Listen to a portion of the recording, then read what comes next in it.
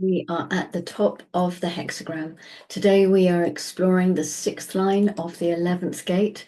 The 11th gate being the gate of ideas, the gate of peace, and the sixth line called adaptability. When you come to the sixth line, you come to the roof of the house. You come to transition. This is a keynote for all six lines, and this line speaks of transition. It is called adaptability. And the lifetime learning says the inner balance to accept transition. This is what derives from the realist phase of the sixth line life. Ideas are transitory, and it's better to give them away. It works for you, and the more you share ideas, the better it is for everyone. This is about educating, about informing, but getting people to be able to see clearly information that is of value to them. The exaltation, the innate awareness that all forms are transitory, the realization that ideas lead to change and are changeable. And it goes deep. This is the gate of white magic, and the white magic is right here in the exaltation. This is the magic of resurrection. It's the magic of reincarnation. It's the idea that all form is transitory, that it's always moving from one to the next. And in seeing that, you see the liveliness of everything, the lack of stagnation. You see the endless movement, the endless shifting of the form. And it is deep inside this process. Your form will come to an end. Your vehicle will die. But it's not the end of all form, because form is eternal. Our personality crystals are eternal, constantly changing. We fit into this form, we fit into that form, the form of a much larger being than we could possibly imagine. Form is on all different levels. If you sit on the hill and you look at the world of ideas, you also see the world of form. You see all the possibilities, and all you care about is that you can stimulate the other and that there is some educative value. Is that a word? Educative. There is something of educational value. Educational value. That's better, isn't it? The ultimate is a parable.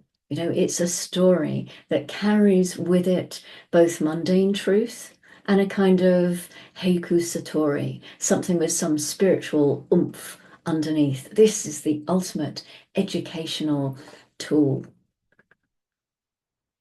There is a resonance to the third line, of course, the realist. The realist begins this process and recognizes that ideas come and go. This is more than that, though. This is the expression of ideas, because after all, the sixth line goes far beyond what there is in the channel.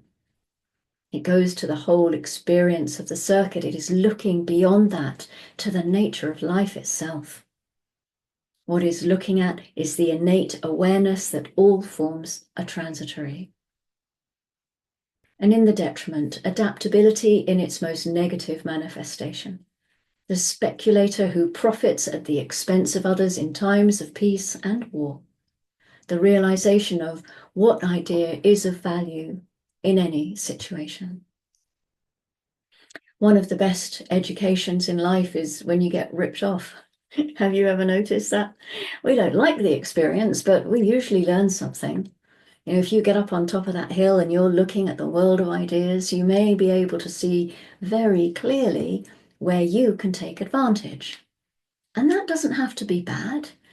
The most negative connotations of any line are manifested through the not self life.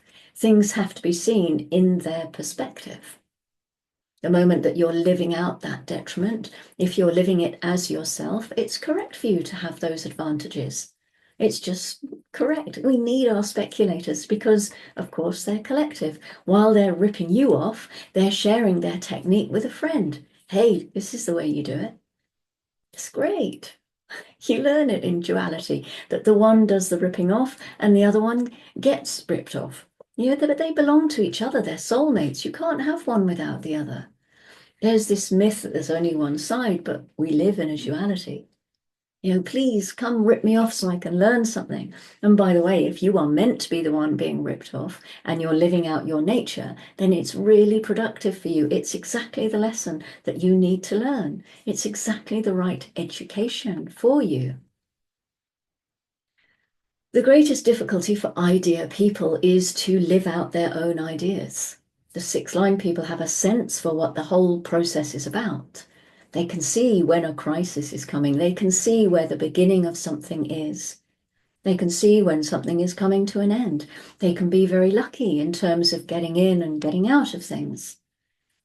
Something lies within them that allows them to take the moment and capture it and to be able to profit from their idea in that moment.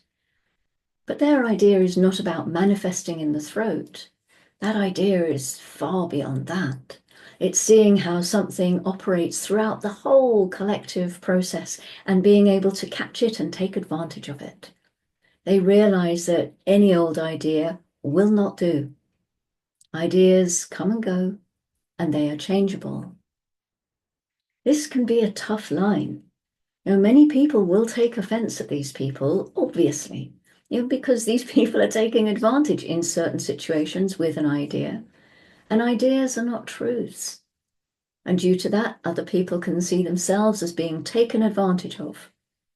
There's always that dichotomy that exists. Being yourself doesn't mean you get a smooth ride and that nothing's going to happen that you don't like. That's not true. It is an enormously difficult task to live in a body. It's a tough business for everyone at any level. When you reach the point in the sixth line when you're sitting up there on the roof of the house and you're looking at the world of ideas, there's only one place you can actually go. The question is, can that idea become part of our behavior? Can that idea actually be mutative so that it affects the way in which we survive in the world? Is it valuable? Can we actually live that out? That was more than one question, but you know what I mean. And so the 11th gate in its movement goes to the 10th gate of treading, to the gate of behavior of the self. This gate in the vessel of love. And we leave education. The 6th line moves into the 1st line in the 10th gate, all about behavior. It's a profiling roll gates. This is what is being looked for over the roof. How is everyone acting? Out of seeing the way in which the world behaves, then they get their ideas of how they can take advantage of that behavior.